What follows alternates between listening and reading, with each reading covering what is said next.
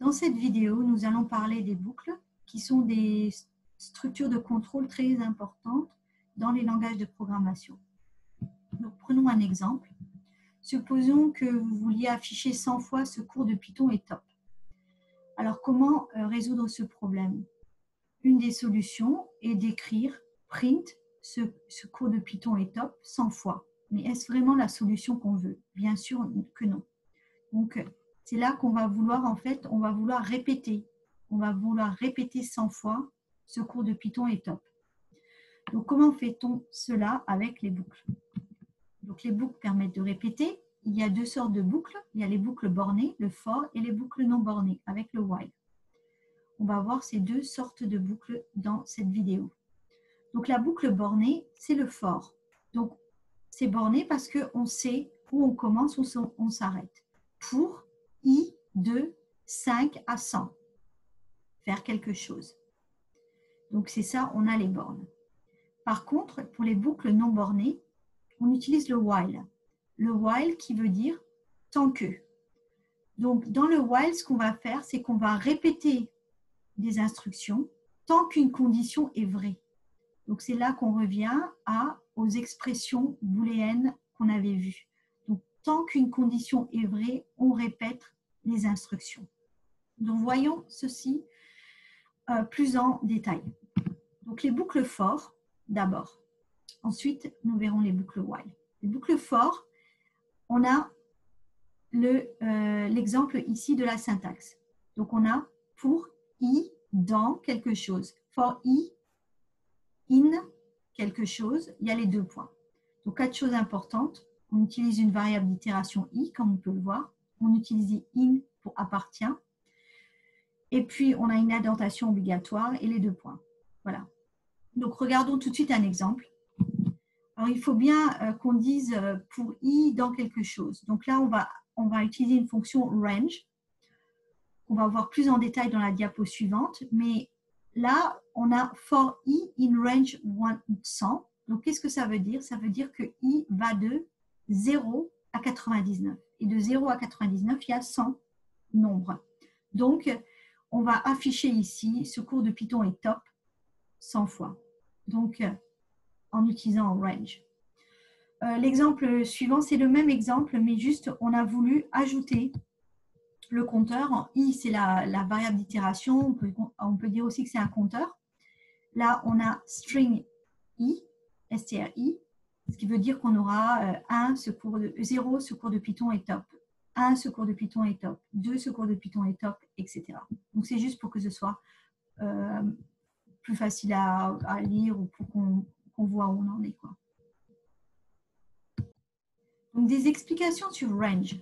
Donc, range, c'est la fonction qui permet de générer des entiers compris dans un intervalle. Donc, elle prend 3 paramètres au plus. Donc, on n'est pas obligé de tous les donner. Elle a un début, une fin et un pas. On verra ce qu'est le pas. Donc, par exemple, range de n, ça génère un nombre de 0 à n-1.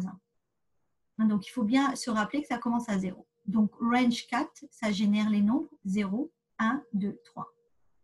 Maintenant, si on donne 2 paramètres à range de 3 à 10, ça nous génère les nombres 3, 4, 5, 6, 7, 8, 9. Par défaut, le pas est toujours de 1 dans ces deux exemples. Par contre, si on donne 3 paramètres, c'est-à-dire range 3, 10, 2, on a un pas de 2. C'est-à-dire que le premier nombre qu'on va écrire, c'est 3, et après le deuxième, ça sera 3 plus 2, le pas, ça fait 5. 5 plus 2, 7. 7 plus 2, 9. 9 plus 2, ça fait 11. Donc 11, on ne peut pas l'écrire puisque le range va de 3 à 9. Ici. Hein? Parce qu'on n'est pas obligé de commencer à 0. Dès le moment où on a un début et une fin, on a le début et la fin. Donc l'indentation, un exemple aussi pour vous montrer que l'indentation est importante. Donc là, on a deux codes. La seule différence entre les codes, là, c'est que un a l'indentation sur la deuxième ligne, ici, et celui-là n'a pas d'indentation. Donc le for est au même niveau que le print. Donc là, c'est un for i in range 10, donc ça va imprimer 10 fois. Donc ça va imprimer 10 fois quoi? Donc dans le premier exemple, ça va imprimer ce cours de Python est top, même super top, 10 fois. Et qu'est-ce que va imprimer le deuxième? Il va imprimer, il va faire la boucle ne considère que ceci en fait. Donc il va imprimer 10 fois ce cours de Python est top. Et après avoir imprimé tous les 10 fois ce cours de Python est top, il va écrire même super top seulement une fois. Donc ça c'est une fois et ça c'est 10 fois. Et dans l'autre exemple, les deux choses-là sont 10 fois. Voilà. Donc il faut faire attention aux indentations. Que ce soit dans des if, que ce soit dans des for ou que ce soit dans les while.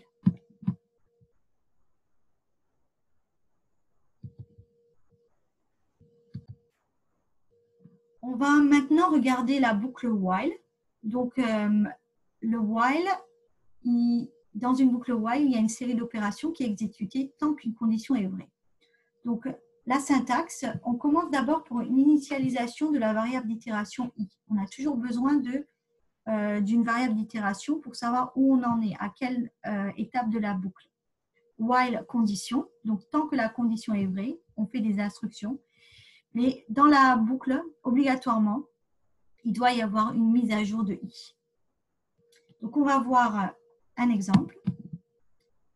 Alors, ici, on a i égale 1, while i inférieur ou égal à 4, et on fait print, et i égale i plus 1. Donc, vous voyez bien que ceci est l'initialisation, i égale 1. C'est l'initialisation. La boucle, la condition, i inférieur ou égal à 4, et ensuite on fait quelque chose, et ça c'est la mise à jour de i. Donc comment ça va être exécuté? D'abord i égale 1, et là on voit bien que 1 inférieur à 4 c'est vrai, on imprime i, et on fait i égale 1 plus 2, maintenant i égale 2, et on retourne, c'est une boucle, donc on retourne 2 inférieur à 4, oui, j'imprime i égale i plus 1, ça fait i égale 3. Je retourne, 3 inférieur à 4, c'est vrai, donc j'imprime 3, i égale i plus 1, ça fait i égale 4. J'arrive ici, i égale 4, 4 inférieur à 4, c'est vrai. J'imprime 4, 4 i égale 5, je retourne dans la boucle, i égale 5, 5 inférieur à 4, c'est faux, donc j'arrête. Donc en fait, qu'est-ce que cette boucle va faire? Elle va imprimer 1, 2, 3 et 4. Voilà, donc il est important de bien comprendre ça, comment ça marche.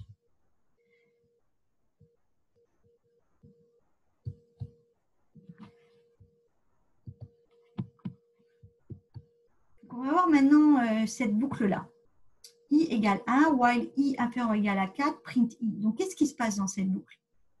On voit que si on exécute i égale 1 inférieur à 4, j'imprime 1, je reviens, i égale toujours 1, i égale 1. Donc, c'est toujours vrai, la condition est toujours vraie. Donc, je vais imprimer 1 tout le temps et je ne vais pas m'arrêter. Donc, ce qui se passe, c'est qu'on obtient une boucle infinie. Donc, ça, c'est un gros problème que vous allez rencontrer sûrement dans votre travail. Quand vous allez coder, vous allez des fois faire des erreurs et avoir une boucle infinie, une boucle qui ne s'arrête jamais. Donc là, il faudra bien sûr faire attention. Donc là, pour corriger cette erreur, ici, c'est juste qu'on voit que, en fait, i n'a pas été mise à jour. Il faut que i égale i plus 1 ou quelque chose. Mais il faut que quelque chose se passe pour que la boucle ne soit pas une boucle infinie. Donc pour terminer, regardons un autre exemple où on veut dessiner avec une boucle un rectangle, c'est un carré d'étoiles.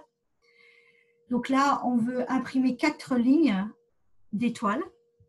Donc imprimer 4 lignes d'étoiles, ça veut dire quoi? Ça veut dire j'ai une ligne d'étoile et je l'imprime 4 fois. Donc j'ai mon pattern d'étoiles, mon motif.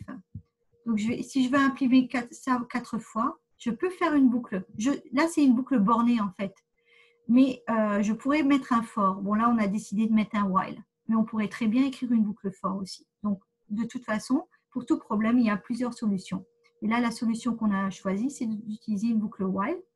On a déjà vu avant comment faire une boucle while qui s'exécute 4 fois. Et là, on imprime, on affiche 4 fois les 4 étoiles en fait du clavier. Voilà. Donc, cette vidéo vous a montré comment faire des boucles for et des boucles while. Et maintenant, en fait, dans les vidéos suivantes, vous allez mettre tout ça en pratique, mettre des boucles for avec des boucles while, avec des if, etc. Bonne chance.